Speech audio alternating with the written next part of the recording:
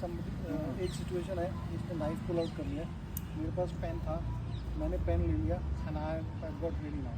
Now he comes for a stab. Go. So go. So what I'm doing, I'm blocking here and hitting. So I'm going and I'm pulling myself back. Go fast. So what I did, I blocked the knife here, push it down and stab him here. If he goes from the outside, so go in the face. Go for a slash. So all right. Now if it comes for an overhead sort of an attack, so I go. So what I'm doing, I'm moving on to the side, go, overhead stab, go fast, so I go, so I'm stabbing in here, alright. Now if I use the sharp side of this, we're not using it, but we're training chot na lage, so it goes down and I can puncture his hand, alright. So let's go again, so let's say he goes,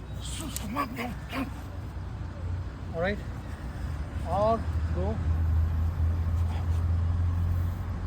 Now this is again a control. So if I was holding the knife like this is a control, all right? Because it punctures. So I'll go slow, soft.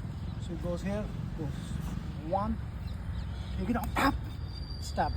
All right? Has to be done very, very quickly. Go fast. All right?